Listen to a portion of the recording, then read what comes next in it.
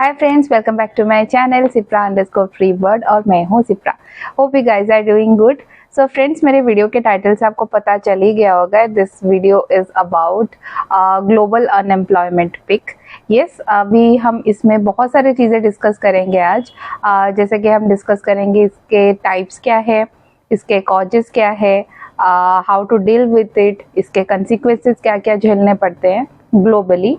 सो मैंने ये टॉपिक इसलिए चूज़ किया फ्रेंड्स, क्योंकि आज के डेट में बहुत सारे लोग प्राइवेट सेक्टर में जॉब करते हैं, तो उसके चलते ये हमेशा आपका जॉब रिस्क में रहता ही है। मोस्टली जो लोग सॉफ्टवेयर इंडस्ट्रीज में हैं, कभी भी कंपनी किसी भी रीज़न के लिए मतलब बल्क में एम्प्लॉयज़ को फायर कर देती है, तो उसके साथ कैसे डील करते हैं लोग, वो क्यों हो रहा है और उसका क्या असर पड़ता है, उस गैप को हम कैसे फील कर सकते हैं, कैसे डील करेंगे, प्रिवेंशन क्या होता है, ये सब कुछ हम डिस्कस करेंगे।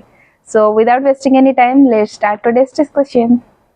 सो फ्रेंड्स, सबसे पहले बात करते हैं कि अनएम्प्लॉयमेंट कब ऑकर होता है।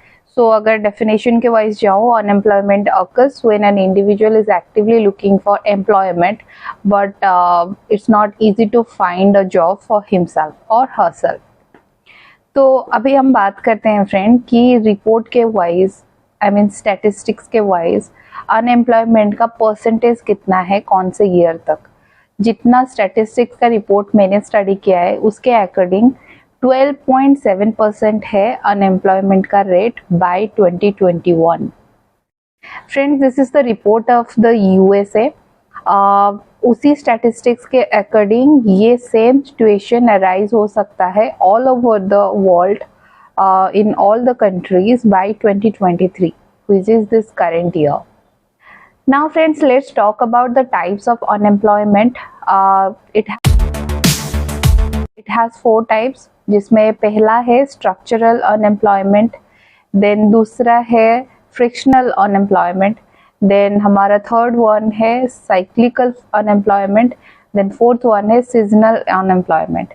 चलिए अभी इसको मैं आपको छोटे छोटे डेफिनेशन में समझा देती हूँ कि एक्चुअली ये टाइप्स का मतलब क्या है। सो फ्रेंड्स, सबसे पहले बात करते हैं व्हाट इज स्ट्रक्चरल अनएम्प्लॉयमेंट।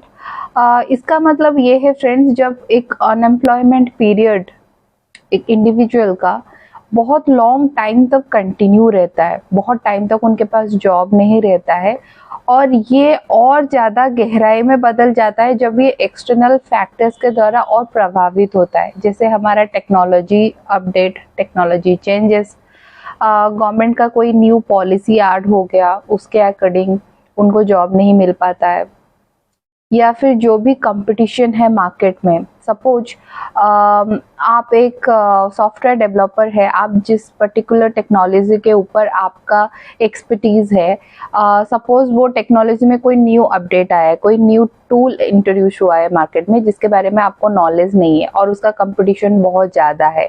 उस केसेस में आपका CV के अकॉर्डिंग, आपका रिज्यूमे के अकॉर्डिंग आपका ज़्यादा व्यू आता नहीं है, आपको रिक्रूटर्स का कॉल नहीं आता है, उस केस में वो पीरियड और ज़्यादा लॉन्ग होता जाता है। या फिर गवर्नमेंट का कोई भी पॉलिसी अगर न्यूली इंट्रोड्यूस होता है तो वो भी रेस्पॉन्सिबल है ये अनएम्प्लॉयमेंट पीरियड को आपका एक्सटेंड करने के लिए। So that's all about structural unemployment. Then let's talk about the second one, which is frictional unemployment. So friends, मैं आपको ये बता दूं कि फ्रिक्शनल अनएम्प्लॉयमेंट का दूसरा नाम ट्रांजिशनल अनएम्प्लॉयमेंट भी है। ये तब होता है फ्रेंड्स जब एक इंडिविजुअल या फिर ग्रुप ऑफ इंडिविजुअल वॉलंटरीली कोई जॉब छोड़ के, अपने एग्जिस्टिंग कंपनी में अपना जॉब छोड़ के दूसरे जॉब के तलाश में निकलते हैं, जब वो रिजाइन करते हैं वॉलंटरीली, तब ये फ्रिक्शनल अनएम्प्लॉयमेंट ऑकर होता है। या फिर जब न्यू वर्कर्स मार्केट में एंटर करते हैं, तब ये टर्म का इस्तेमाल किया जाता है। So friends, let's talk about the third one, cyclical unemployment. It occurs when the business expansionary and contractionary cycles happen in the economy. ये नॉर्मली इकोनॉमी चेंजेस के टाइम पे ये यूज़ किया जाता है, ये वाला टर्म, क्योंकि तब यही अनएम्प्लॉयमेंट का पीरियड चलता है। सो नाउ हम बात करेंगे फ्रेंड्स हमारा लास्ट टाइप के बारे में, जो है सीजनल अनएम्प्लॉयमेंट। सो फ्रेंड्स, इसमें क्या होता है ना, एक पर्टिकुलर सीजन होता है, एक पर्टिकुलर टाइम होता है जिस टाइम में बल्क ऑफ इंडिविजुअल्स या फिर कोई एक इंडिविजुअल को एक पर्टिकुलर प्रोजेक्ट के लिए या फिर पर्टिकुलर काम के लिए हायर किया जाता है। और जब वो टाइम, वो पीरियड खत्म हो जाता है, वो सीजन खत्म हो जाता है, तब उनको फायर किया जाता है, वो लेड ऑफ हो जाते हैं। तो उसको हम बोलते हैं seasonal unemployment. So friends, types of unemployment तो हमने डिस्कस कर लिया, ग्लोबली क्या क्या होता है। चलिए मैं आपको थोड़ा हिंट दे देती हूँ कि हमारे इंडिया में कितने टाइप्स का अनएम्प्लॉयमेंट कंसिडर किया जाता है। वो 2 टाइप्स के होते हैं, एक होता है अर्बन एरियाज अनएम्प्लॉयमेंट, दूसरा होता है rural areas unemployment. Urban areas में एडुकेटेड अनएम्प्लॉयमेंट होता है, रूरल एरियाज में सीजनल अनएम्प्लॉयमेंट होता है और डिस्गाइज्ड अनएम्प्लॉयमेंट होता है। सो फ्रेंड्स, ये तो हो गया about the types of unemployment. चलिए अभी बात करते हैं which are the countries which have the highest unemployment rate, जिसमें हमारा पहला है साउथ अफ्रीका, जिसका रेट है 29.8%। दूसरा है डिजिबाउटी which is 27.9%. Then third है West Bank and Gaza which is 25.7%. The last one is Republic of Congo which is 21.8%. These are the countries which has the highest rate of unemployment. Luckily in India the unemployment rate is 8.5%. So friends, let's talk about the reasons of unemployment. बहुत सारे reasons हो सकते हैं, जिसमें सबसे पहला reason है अगर कोई न्यू टेक्नोलॉजी इंट्रोड्यूस होता है मार्केट में, तो अनएम्प्लॉयमेंट का ये जो पीरियड है वो इंक्रीज होता है, ऑकर भी होता है। मेरा सेकंड पॉइंट है फ्रेंड, इकोनॉमी में अगर कोई चेंजेस आता है, the status of economy also responsible for unemployment. अगर ये इन्फ्लुएंस्ड होता है बहुत ज़्यादा रिसेशन के द्वारा, तो भी अनएम्प्लॉयमेंट का पीरियड इंक्रीज होता है। Any competition which is caused by globalisation and international trade, जैसे कि मैंने पहले भी बताया है। नेक्स्ट पॉइंट है गवर्नमेंट का अगर कोई न्यू पॉलिसी इंट्रोड्यूस होता है, उसके द्वारा भी ये प्रभावित हो सकता है अनएम्प्लॉयमेंट का पीरियड। देन नेक्स्ट पॉइंट है friends regulation and market. Market में कब क्या इंट्रोड्यूस हो जाए, क्या न्यू इन्वेंशन हो जाए, कंपटीशन कब आ जाए, या फिर new technology, new workers upgraded version के साथ अगर इंट्रोड्यूस होते हैं, तो भी अनएम्प्लॉयमेंट का वो जो पीरियड है वो इंक्रीज होता है। नेक्स्ट पॉइंट है friend changes in consumer preferences. Suppose आप एक सॉफ्टवेयर इंडस्ट्री में काम करते हैं, आप जिस प्रोजेक्ट में काम कर रहे हैं उसका जो भी रिक्वायरमेंट है वो डिपेंड करता है कि कंज्यूमर डिमांड क्या है। कंज्यूमर की डिमांड के हिसाब से आप रिक्वायरमेंट फुलफिल करके वो प्रोजेक्ट डेवलप कर रहे हैं। लेकिन अगर कंज्यूमर का प्रेफरेंस ही चेंज हो जाए, उनको वो नहीं चाह के कोई अपग्रेडेड चीज़ें चाहिए या फिर कोई भी चेंजेस उसमें चाहिए उस प्रोडक्ट में, तो आपको उस प्रोजेक्ट में चेंजेस करना पड़ेगा। जो चेंजेस चाहिए उसके लिए जो भी टैलेंट, जो भी टेक्नोलॉजी का नॉलेज आपको होना चाहिए, हैंड्स ऑन एक्सपीरियंस होना चाहिए, वो आपके पास नहीं है, तो तब अनएम्प्लॉयमेंट इंक्रीज होता है, क्योंकि कंपनी तब फायर कर देता है। न्यू टेक्नोलॉजी के साथ जो भी अपडेटेड वर्जन जिनके पास है उनको हायर करता है, उस केसेस में भी ये अनएम्प्लॉयमेंट इंक्रीज होता है। सेम इसके ही रिलेटेड है next point which is outsourcing. Company को अगर बल्क में इंडिविजुअल चाहिए या फिर कोई पर्टिकुलर टेक्नोलॉजी को लेके एक इंडिविजुअल चाहिए एक पर्टिकुलर प्रोजेक्ट में, कंपनी अगर बाहर से आउटसोर्स करके उनको लाता है, तो ऑब्वियसली जिसकी जगह पे वो लाएगा तो उनको तो वो ले ऑफ करेगा ही करेगा, तो उस केस में भी अनएम्प्लॉयमेंट इंक्रीज होता है। नेक्स्ट पॉइंट है मेरा swings in the business cycle, जो हमने पहले भी डिस्कस किया है। बिजनेस एक्सपेंशन और कंट्रैक्शन साइकिल, अगर इकोनॉमी चेंजेस आता है तो उस केस में भी अनएम्प्लॉयमेंट ऑकर होता है। सीजनल चेंजेस, पर्टिकुलर सीजन में हायर किया जाता है, फिर सीजन खत्म होने के बाद उनको ले ऑफ किया जाता है, तभी अनएम्प्लॉयमेंट इंक्रीज होता है। Friends, let's talk about the causes for unemployment in India. सबसे पहला मेरा पॉइंट है जिसके वजह से इंडिया में अनएम्प्लॉयमेंट रेट होता है इंक्रीज, जिसमें पहला point slow rate of economy. Then मेरा नेक्स्ट पॉइंट है over dependence on agriculture. Third point है मेरा अंडर डेवलप्ड इंडस्ट्रीज। मेरा फोर्थ पॉइंट है friends defective educational system. Then मेरा फिफ्थ पॉइंट है friends less savings less investment, less capital formation, जो बहुत ज़्यादा इम्पोर्टेंट है। इसके चलते भी अनएम्प्लॉयमेंट ऑकर हो रहा है और दिन ब दिन ये बढ़ भी रहा है। So friends, let's talk about the effects of unemployment, जिसमें मेरा सबसे पहला पॉइंट है difficulty in finding a new job. Friends, आपको सबको तो पता ही है, जो लोग करेंटली जॉब में हैं उन लोगों को बहुत जल्दी जॉब मिल जाता है if they apply, as compare to जो लोग अभी अनएम्प्लॉयड है, जो लोग का थोड़ा गैप हो गया है, करेंटली जॉब नहीं कर रहे हैं।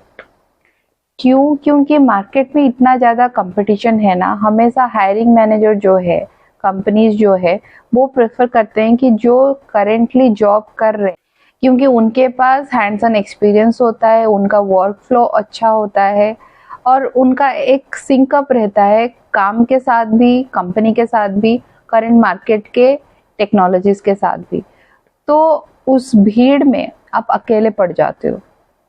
उस भीड़ में आपको अकेला नहीं पड़ना है। उसके लिए मैं अपनी तरफ से एक टिप देती हूँ आपको। अगर आपको हायरिंग मैनेजर का अटेंशन ग्रैब करना है, आई सजेस्ट आप अपना जो जॉब एप्लीकेशन है उसको आप कैची बनाओ। उसमें कुछ अपग्रेडेड वर्जन का आप जो भी मार्केट के स्टैंडर्ड के हिसाब से जो भी टेक्नोलॉजी न्यू इन्वेंशन हुआ है, जो भी इंट्रोड्यूस हुआ है, आप ट्राई करो वो चीज़ें सीखने के लिए। वो आप अपने रिज्यूमे में ऐड करिए जब आप अप्लाई कर रहे हैं न्यू जॉब के लिए। अगर आप अभी अनएम्प्लॉयमेंट पीरियड में है तो आपके पास सफिशिएंट टाइम है, आप जो भी न्यू टेक्नोलॉजीज आ रहे हैं उसको सीखिए, एक्सपेंशन कीजिए और उसको अपने सीवी में ऐड कराइए ताकि आपके पास जॉब अपॉर्चुनिटीज आते रहें। देन मेरा नेक्स्ट पॉइंट है friend, limited negotiating power. Friends, ये जेन्युइन बात है। अगर आप अभी करेंटली जॉब कर रहे हैं और आप किसी जॉब के लिए अप्लाई किए हैं, सपोज आपको वो जॉब हो गया है और आपके साथ सैलरी नेगोशिएशन चल रहा है एम्प्लॉयर के एंड से, तब आपका जो भी एक्सपेक्टेशन है उस पर्टिकुलर जॉब पोजीशन के लेके, आप अपना एक्सपेक्टेशन अच्छे से खुल के उनके सामने रख सकते हो और उनके साथ आप काइंड ऑफ बार्गेन कर सकते हो, उनके साथ नेगोशिएशन अच्छे से कर सकते हो, क्योंकि आपके पास वो फेवर है, दैट आपके पास वो लेवरेज है कि आप जॉब कर रहे हो, जो भी कंपनी को जो भी एक्सपेक्टेशन है आपसे, आप वो परफॉर्म किए हो, तो आपके लिए इजी हो जाता है। लेकिन लोग अनएम्प्लॉयड है, उनके पास वो लेवरेज नहीं होता है, उनके पास वो गट फीलिंग नहीं होता है कि वो अपना सैलरी नेगोशिएट करे। तो एंड में क्या होता है फ्रेंड्स, एंड में आपको कंपनी का जो भी ओरिजिनल ऑफर है वो आपको एक्सेप्ट करना ही पड़ता है, क्योंकि आपके पास कोई ऑप्शन ही नहीं होता है। It doesn't meet your expectation, you have to choose the offer. मेरा थर्ड पॉइंट है एम्प्लॉयमेंट गैप्स। फ्रेंड्स, आपको ये तो पता ही है कि अगर आपके सीवी में एक नोटिसेबल गैप है, अगर आपके सीवी में छोटा सा गैप है, सपोज आप जॉब किए हो, फॉर सम रीजन आप जॉब छोड़ दिए हो और आप अभी एक्टिवली जॉब ढूंढ रहे हो, वो जो गैप है वो अगर छोटा है तो आप कुछ भी बोल सकते हो कि मुझे हेल्थ इश्यूज था या फिर कुछ भी, आपका जो भी रीजन है। लेकिन अगर वो गैप बहुत ज़्यादा है, सपोज अगर मैं अपने बारे में बोलूँ तो मुझे जॉब छोड़े हुए 2 साल से ऊपर हो गया है बिकॉज ऑफ माई प्रेगनेंसी।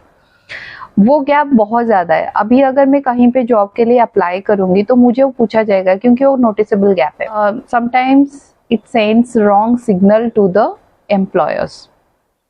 आपको वो नेगेटिविटी इंक्रीज हो जाता है उनके दिमाग में कि इतना ज़्यादा गैप क्यों है, उनको शायद जॉब कहीं पे मिला नहीं है, या फिर उनका जो भी टेक्नोलॉजी का अपग्रेडेशन उनके सीवी में होना चाहिए वो है नहीं, अप टू द मार्क नहीं है ये वाला सीवी। तब इंटरव्यू के टाइम पे या फिर आपको जब रिक्रूटर्स का कॉल आता है स्क्रीनिंग के लिए, तब आपको एक अटेंशन ग्रैबर जैसा आपको एक रीजनेबल रीजन देना है, आपको बोलना है कि ये गैप क्यों है। So I suggest please explain that gap to the employer in a favourable light. So friends, मेरा नेक्स्ट पॉइंट है physical health issues. Yes, it impacts on the physical health issues so much। Unemployment के वजह से बहुत सारे लोगों को health issues होते हैं, क्योंकि वो हर टाइम स्ट्रेस में रहने लगते हैं।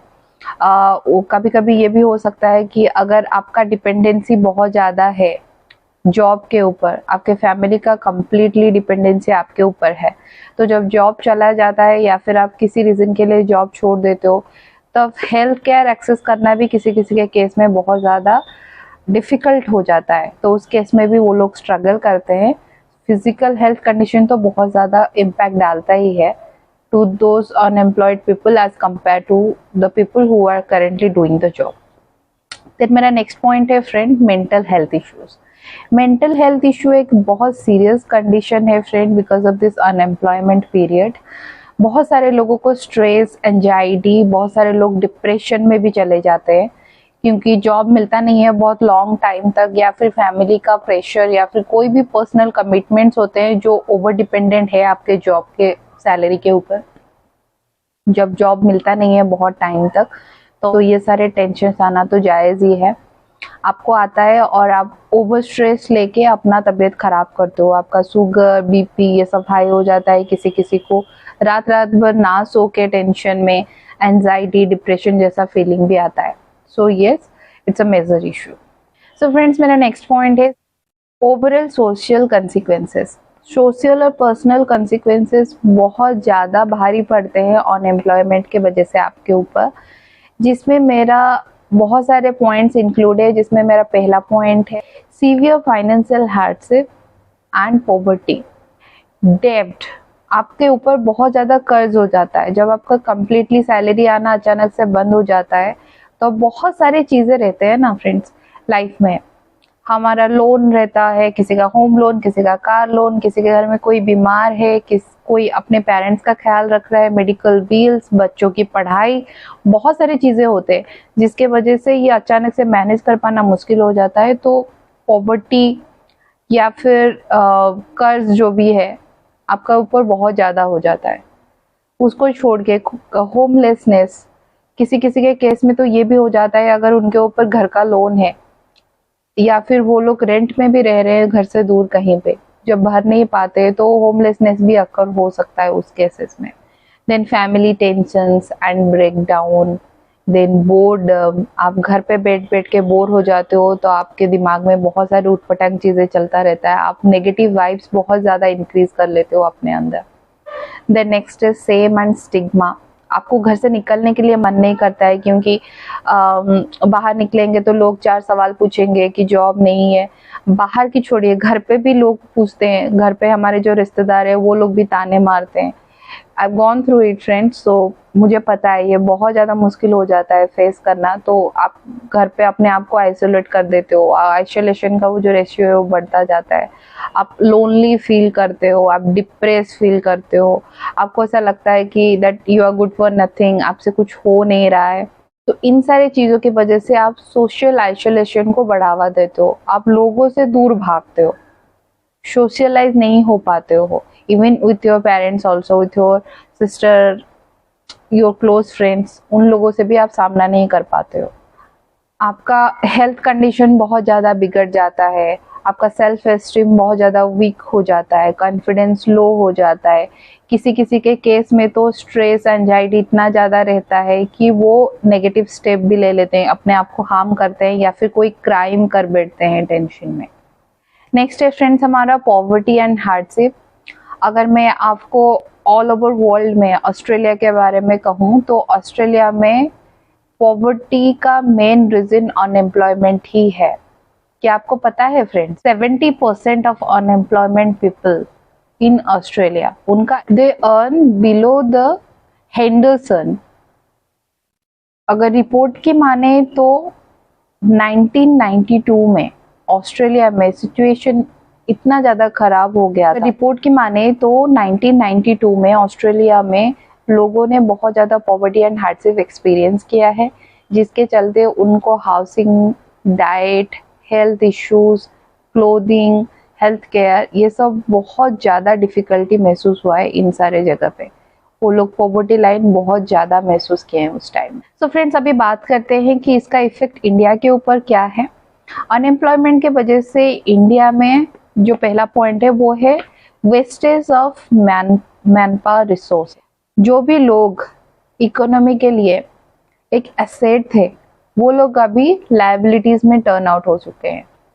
थर्ड पॉइंट है फ्रेंड, अभी यूथ के बीच में एक होपलेसनेस का जो फीलिंग है वो बहुत ज़्यादा इंक्रीज हो रहा है, उनका कॉन्फिडेंस लूज हो रहा है, उनका सेल्फ एस्टीम में बहुत ज़्यादा हार्मी आ रहा है। देन फोर्थ पॉइंट है फ्रेंड्स, जिन लोगों के पास इनफ मनी नहीं है अपने फैमिली को सपोर्ट करने के लिए, उनको बहुत ज़्यादा हेल्थ इश्यूज हो रहा है, इसके चलते उनका मेंटल और फिजिकल कंडीशन बिगड़ रहा है।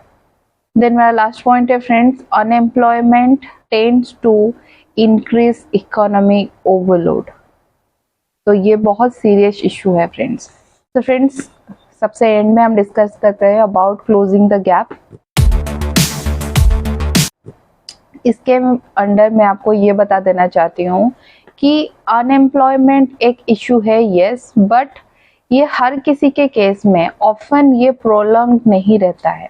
किसी किसी के केस में ये बहुत टाइम तक रहता है, या फिर किसी के केस में थोड़े टाइम के लिए। मैं आपको सजेस्ट करूँगी, अगर आप अनएम्प्लॉयड हो तो आप अपना मोरल डाउन होने के लिए मत दीजिए। वो सबसे बेटर वे है अनएम्प्लॉयमेंट पीरियड के साथ डील करने के लिए। आप अपना कॉन्फिडेंस हाई रखिए, क्योंकि आपको अभी अपना स्पेस मिल रहा है, आपको खुद का टाइम मिल रहा है। आप इस टाइम में अपना जो स्किल्स है वो अपग्रेड कर सकते हो, न्यू टेक्नोलॉजीज को ग्रैब कर सकते हो, आप कोर्सेज कर सकते हो, मार्केट का जो भी डिमांड है आप उसके साथ अपडेटेड रख सकते हो, अपने सीवी को आप अपडेटेड कर सकते हो। जो भी न्यू टेक्नोलॉजी आप सीख रहे हो आप अपने सीवी में डाल के, जो भी रिक्रूटर्स है, जो भी एम्प्लॉयज में आप जॉब एप्लीकेशंस डाल रहे हो, उनका अटेंशन आप ग्रैब कर सकते हो। एक कैची सीवी बनाओ। You can take up new hobbies. आपका जो भी न्यू हॉबीज है आपके काम को लेके या फिर आपके पर्सनल लाइफ को लेके, आप न्यू हॉबीज अडॉप्ट कीजिए।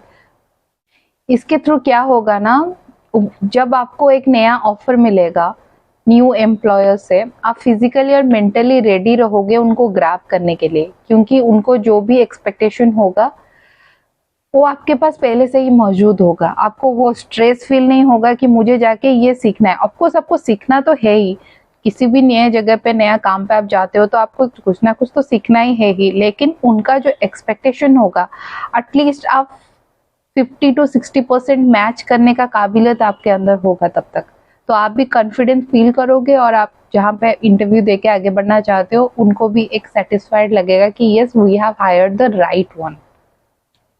इन short, you will be physically and mentally ready to reenter a new work space. तो फ्रेंड्स आज के लिए बस इतना ही। अगर आपको ये वीडियो अच्छा लगा हो तो आप प्लीज़ लाइक कर दीजिए और मुझे कमेंट करके बताइए if you need any other info related to this video. आपके कमेंट्स और आपके लाइक्स के लिए मैं बहुत ज़्यादा वेट करती हूँ, क्योंकि जैसे मैंने हमेशा से कहा है ये मुझे बहुत ज़्यादा मोटिवेट करता है मेरे अपकमिंग वीडियोस के लिए, मेरे रिसर्च के लिए। फ्रेंड्स अगर ये चैनल आप पहली बार व्यू कर रहे हैं तो आप प्लीज़ सब्सक्राइब कर दीजिए। If you like the videos please like it, and मेरे चैनल पे जो बेल आइकन है आप उसको प्लीज़ क्लिक कर दीजिए ताकि मेरे अपकमिंग वीडियो की नोटिफिकेशन आपके पास आते रहें। जब तक मैं नया वीडियो लेके नहीं आती हूँ नए दिलचस्प इन्फो के साथ, आप लोग अपना ख्याल रखिए और आप लोगों से मैं बहुत ज़्यादा प्यार करती हूँ। Love you guys, take care, bye.